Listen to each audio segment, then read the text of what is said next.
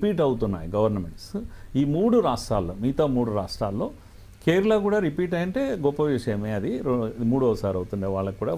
కనుక అది పోయింది. ఈ 2 రాష్ట్రాలు కూడా చేంజ్ అవుతూ ఉన్నాయి.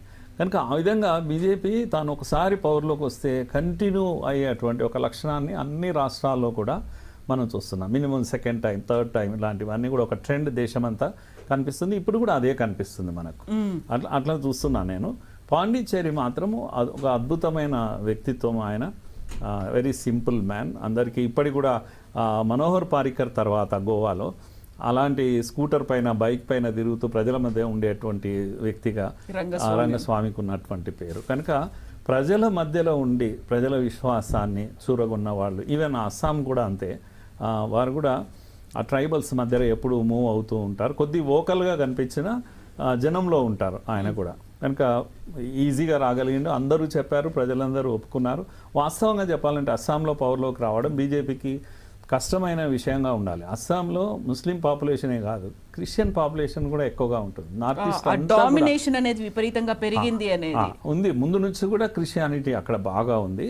ఇప్పుడు ముస్లిం పాపులేషన్ కూడా ఉంది. ఆల్మోస్ట్ 55-60 హిందూ పాపులేషన్ అయితే, రిమైనింగ్ అంతా కూడా ఇస్లాం ఆర్ క్రైస్తవం. అయినా వాళ్ళ మనసును కూడా చూరగొన్నారు. ముఖ్యంగా క్రిస్టియన్స్ అక్కడ పెద్ద ఎత్తున బీజేపీతో నిలబడ్డారు. అక్కడ ఈవెన్ ముస్లిమ్స్ కూడా కొంతమంది ఈయనంటే చాలా అభిమానించే వాళ్ళు ఉన్నారు. పైకి అంత యాంటీ ముస్లిం, ఇస్లాం ముస్లింగా కనపడ్డప్పటికీ కూడా వాళ్ళతో చాలా సాన్నిహిత్యం ఉంటుంది ఇతనికి. కనుక అస్సాంలో ఆ విధంగా రావడం గొప్ప విషయం. గొగోయ్ ఆయన కుటుంబము చాలా సీనియర్ కాంగ్రెస్ పట్టున్నటువంటి వాళ్ళు మెల్లమెల్లగా అక్కడ పట్టుకోల్పోతూ ఉన్నారు. ప్రజల్లో పూర్తిగా దూరం అయిపోయారు. దేశమంతా కూడా ఈ ట్రెండ్ కనిపిస్తుంది. ఇది కూడా మంచిది కాదు దేశానికి. నేను ఐ డోంట్ థింక్ ఇదేదో కాంగ్రెస్ ఇదవుతుందనే సంతోషం నాకేం లేదు. అపోజిషన్ కూడా ఉండాలి, బలంగా ఉండడం చాలా అవసరం. కానీ ఒక విషయం మనం స్పష్టంగా మాట్లాడుకోవాలి. రాహుల్ గాంధీ తమిళనాడులో వెళ్ళలేదు, తిరగలేదు. లేకపోతే ఇక్కడ కూడా అస్సాంలో కూడా ఆయన ఎక్కువ సమయం ఇచ్చినట్టు కనపడలేదు ఎన్నికల్లో. కనుక లీడరు ప్రజల మధ్యలోకి రాకపోతే ప్రజలు ఎట్లా విశ్వసిస్తారో అనేది కూడా ఈరోజు ప్రశ్నించేటువంటి విషయం. జనం కాంగ్రెస్ను తప్పకుండా అడుగుతారు. లీడర్ రావాలి కదా. ఎన్నికల సమయంలో లేకుండా మిగతా సమయంలో ఎంత ఉన్నప్పటికీ కూడా ఊరికే పార్లమెంట్లో నిలబడి ఇదే కాకుండా ప్రజల మధ్యలోకి రావాలి. ఎన్నికల్లో మినిమం పార్టిసిపేషన్ లేదు రాహుల్ గాంధీది ఎక్కడ తమిళనాడులో, ముఖ్యంగా తమిళనాడులో స్టాలిన్తో నిలబడి తాను ఎక్కడ కూడా ఒక పబ్లిక్ మీటింగ్లో పాల్గొన్నట్టు కనపడలేదు.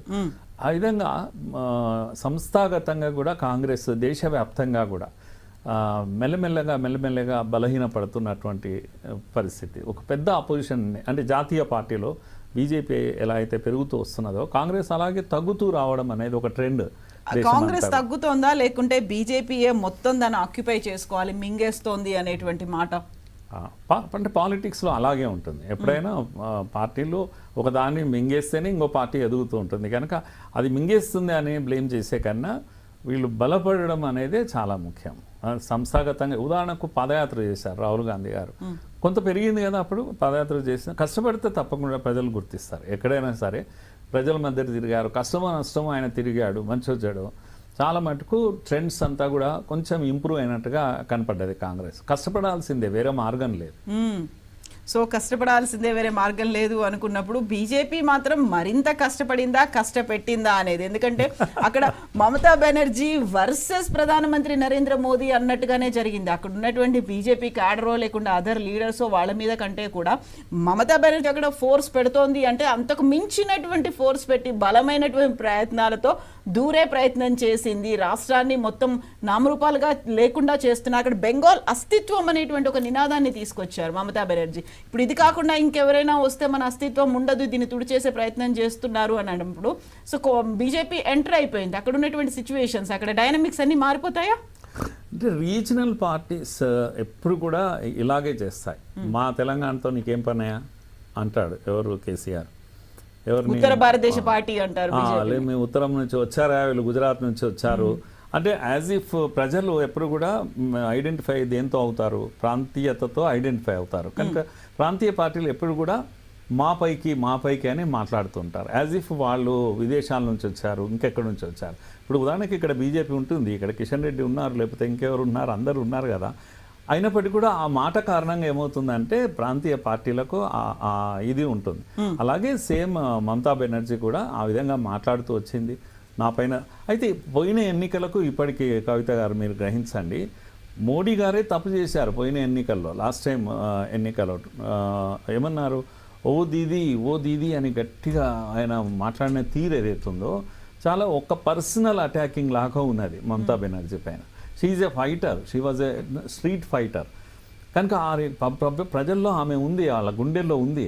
ఆమెను పట్టుకొని మీరు అలా అటాకింగ్ చేయడం వల్ల ఒక సింపతి వచ్చింది పోయిన ఎన్నికల్లో. మీరు ఇప్పుడు వ్యూహంలో మీరు చూడండి, ఎక్కడ కూడా దీదీ పేరు తీసుకోలేదు, దీదీ అనే వర్డ్ చెప్పలేదు, మమతా బెనర్జీ అని తీసుకోలేదు, టీఎంసీ అన్నారు. ఎక్కడ కూర్చొని టీఎంసీ గుండాయిజం గురించి మాట్లాడారు. టీఎంసీ అనే పార్టీని మీరు వ్యూహం మొత్తం మార్చేశారు ఈసారి. అలా ఆమె చేస్తుందని అసలు చాలా రోజులు ఎన్నికల క్యాంపెయిన్లో కూడా లేరు, కింద గ్రౌండ్లో పడుతుంది. 6 నెలల నుంచి గ్రౌండ్లో పనిచేస్తున్నారు బీజేపీ వాళ్ళు. మమతా బెనర్జీ కూడా అర్థం కాలేదు ఎక్కడ పోయారు వీళ్ళు ఇంతకు అని. అలాంటి ఒక వ్యూహంతో చక్కగా ఒక వ్యక్తిని దాడి చేసిన ఇంప్రెషన్ ఎక్కడ ఇవ్వకుండా కేవలం ఇష్యూ బేస్డ్గా ఆర్జీ కార్ కానీ, సందేశ్ కాలే కానీ, అవినీతి కానీ, ఈడీ లేకపోతే ఇలాంటివన్నీ కూడా, టీచర్ నియామకాల్లో జరిగిన అవినీతి ఇలాంటివన్నీ ఎక్స్పోజ్ చేస్తూ ప్రజల ముందుకు తీసుకెళ్తూ వచ్చారు. అలా వాళ్ళు సక్సెస్ అయ్యారని నాకు అనిపిస్తున్న విషయం. కవిత గారు, మీరు ఈ సందర్భంగా ఒక చిన్న విషయం గుర్తు చేస్తా. స్వాతంత్రం వచ్చాక డెమోక్రసీని మనం నమ్ముకున్నాక ఈ దేశంలో క్యాపిటల్ ఆఫ్ ఇండియా ఒకప్పుడు కలకత్తా కదా, ఇండస్ట్రీకి కేంద్రం ఒకటి, బాంబే కన్నా బలమైన కేంద్రం మనకు భారత్కు. తర్వాత మనకు క్యాపిటల్ మారింది. అలాంటి బెంగాల్, ఈరోజు బెంగాల్ ఏమో ఆలోచిస్తుందో రేపు ఇండియా ఆలోచిస్తుంది అనేటువంటి ఒక ఇది ఉన్నటువంటి బెంగాల్ ఏం జరిగిందమ్మా, సత్యజిత్ రే ఆయన పేరు సీఎం ఉండేవారు కాంగ్రెస్, ఆయన తర్వాత జ్యోతి బసు వచ్చారు, సిపిఎం వచ్చింది. 35 ఏళ్ల కమ్యూనిస్టుల పాలన, నిర్బంధం. అక్కడ ఓటింగ్ అనేది చచ్చినట్టు వాళ్ళకే వెయ్యాలి. నిజంగా అయితే పోలీసులో కూడా నియామకాల్లో కంప్లీట్గా సిపిఎం క్యాడర్ ఉండేది. అంటే ఎంత శృతిమించే అంటే మొత్తం ప్రభుత్వం వాళ్ళ గ్రిప్లోకి. డెమోక్రసీ అనేది నామినల్ అక్కడ. కనుక ఒక ఇల్లు మీరు కిరాయికి తీసుకోవాలన్నా కూడా సిపిఎం పార్టీలో పోయి రిజిస్టర్ చేసుకోవాలి. ఇచ్చేవాడైనా తీసుకునేవాడైనా ఇక్కడ రిజిస్ట్రేషన్ అవుతుంది. అంటే ఒక 100 ఉదాహరణలు చెప్పగలను, కానీ ఒక ఎగ్జాంపుల్ చెప్పాను. అంటే స్థితి ఎంత దూరం పోయింది అంటే, డెమోక్రసీ ఊర్లలో ఎక్కడైనా సిటీలో ఒక ఉద్యోగి ట్రాన్స్ఫర్ అయ్యి వస్తే పార్టీ ఆఫీస్కి వెళ్ళాలి, నాకు ఇల్లు కావాలి ఈ ఏరియాలో అని, ఎంత రేట్లో ఉండాలి ఏది. అలాగే ఇల్లు రెంట్కి ఇచ్చేవాడు కూడా ఇక్కడ రిజిస్టర్ చేసుకో. ఇంత స్థితి నుంచి ఆమె కనుక ఫైట్ చేసింది, స్ట్రీట్ ఫైట్. ఆమెను ఫుట్బాల్లా తన్నారు, ఆమె సెక్రటరియట్ నుంచి ఫుట్బాల్లా తన్నారు రోడ్డు మీద వేసి, అయినా సరే ఫైట్ చేసింది. ముఖ్యంగా ఆమెకున్న గొప్ప లక్షణం ఏంటంటే సింప్లిసిటీ. ఏదైతే పేదరికము, ఆమ్ ఆద్మీ గురించి మాట్లాడే కమ్యూనిస్టులు ఉన్నారో అంతకన్నా పేదగా ఆమె ఉంది. ఆమెను ఏమీ కౌంటర్ చేయలేకపోయారు కనుక ఆమె గెలిచింది. కానీ 30 ఏళ్ళు నిర్బంధంలో ఉన్నది. ఆమె వచ్చాక మారిందా అంటే ఈ 15 ఏళ్ళు అదే నిర్బంధం ఉన్నది. కనుక స్వాతంత్రం వచ్చాక మారింది, సీఎం మారారు తప్ప పరిస్థితులు మారలేదు. కనుక డెమోక్రసీని ఇంకా ఈ జనరేషన్ చూడలేదు. ఏది బెంగాల్లో ఇప్పుడు మామూలుగా మన దగ్గర ఎన్నికలు జరిగి ప్రభుత్వాలు ఎలా మారతాయో అలాంటి స్థితి ఇప్పుడు వస్తుంది అక్కడ. కనుక మొదటిసారి ప్రజలు డెమోక్రసీ అంటే ఇలా ఉంటుందా అంటే, స్వాతంత్రం వచ్చాక ఇలా ఉంటుంది డెమోక్రసీ అనే వాళ్ళకి తెలియదు, నిర్బంధమే తెలుసు. వాళ్ళు ఇదే డెమోక్రసీ అని అనుకుంటున్నారు. బెంగాల్ ప్రజలు ఒక కొత్త దీన్ని చూడబోతున్నారు అనేది. నేను 1947 తర్వాత దేశమంతా వచ్చిన వెలుగు అక్కడ రాలేదు, ఇప్పుడు వాళ్ళు చూడబోతున్నారని నేను అంటున్నాను.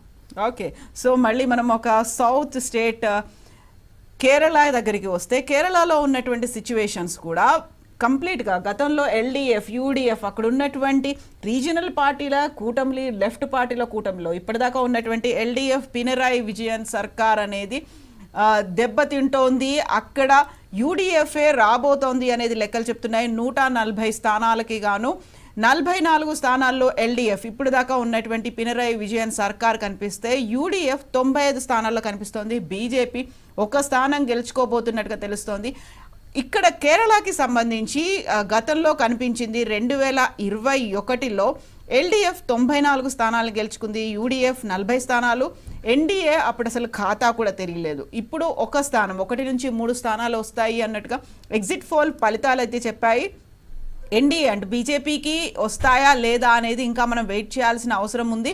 2016లో కేరళలో ఎల్డీఎఫ్ 85 స్థానాలు గెలుచుకొని ప్రభుత్వాన్ని ఏర్పాటు చేసింది. యూడీఎఫ్ 41 స్థానాలని కనిపించాయి. సో అది కొంచెం సీసాలాగా కనిపించింది. ఫ్లక్చువేషన్స్ అనేది అయితే ఉన్నాయి, ఒక musical chairs kind of thing అనేది కేరళలో కనిపించినప్పటికీ ఈసారి మాత్రం యూడీఎఫ్ 2016లో 41 స్థానాల నుంచి 2021లో 40 స్థానాలకు పడిపోయింది. బట్ అది ఇప్పుడు 43 స్థానాల్లో ఎల్డీఎఫ్ ఉంటే యూడీఎఫ్ 96 స్థానాలు గెలుచుకోబోతున్నట్టుగా చెప్తున్నారు. సో మ్యాజిక్ ఫిగర్ని క్రాస్ చేయబోతోంది. 71 ఆల్రెడీ చాలా క్లియర్ ఇండికేషన్ అనేది కనిపించింది.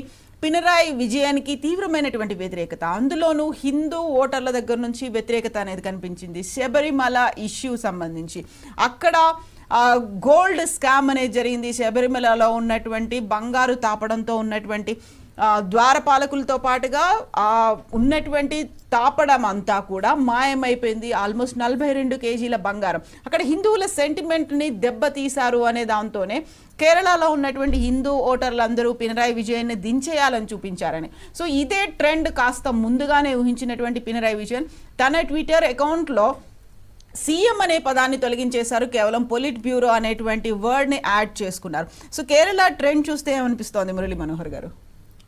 ఎలా అయితే మనం ఎగ్జిట్ పోల్స్ చెప్పిందే ఇది వాస్తవం అవుతుంది. అయితే అందరూ ఊహించినట్టుగానే పినరాయి టైం పూర్తి అయిపోయింది అనేది జనరల్ ట్రెండ్స్ అందరూ కూడా ఎక్స్పెక్ట్ చేసిన విషయం. బాగా అవినీతి మరకలు పడ్డాయి. ముఖ్యంగా మీరు అన్నట్టుగా శబరిమల విషయంలో ఆయన చివరకు స్టాండ్ కూడా మార్చుకున్నాడు. ఏదైతే అందరికీ దర్శనానికి అవకాశం ఉండాలి అని గతంలో అన్నటువంటి మాట లేదు, హిందూ మహిళలకి కూడా హిందూ ఆచార పద్ధతులు ఉంటాయనే వరకు కూడా వచ్చేసారు. ఎందుకంటే హిందూ ఓట్ను క్యాచ్ చేసే ప్రయత్నం చేశారు. దాంతోనే తప్పు జరిగింది అనేది ఆయనకు అర్థమైపోయింది. ముఖ్యంగా గోల్డ్ స్కామ్ ఏదైతే ఉందో ఆయన కుటుంబ సభ్యులంతా కూడా దాంట్లో ఉన్నారు. అవినీతి బాగా పెరిగింది. మూడో విషయం మాట్లాడడం లేదు కానీ దౌర్జన్యం విపరీతమైన మర్డర్ పాలిటిక్స్. కన్నూరు ఆయన పుట్టిన ప్లేస్ ఏదైతే ఉంటుందో ఆయన స్వయంగా చిన్నప్పటి నుంచి కూడా సిపిఎం కార్యకర్తగా అనేక కేసుల్లో ఉన్నారు. ఆయన క్రిమినల్ కేసెస్లో ఉన్నారు. ఆయనకు ఒక పెద్ద రౌడీ ఇది ఇమేజ్ కూడా ఉండేది ఒకప్పుడు యువకుడుగా ఉన్నప్పుడు.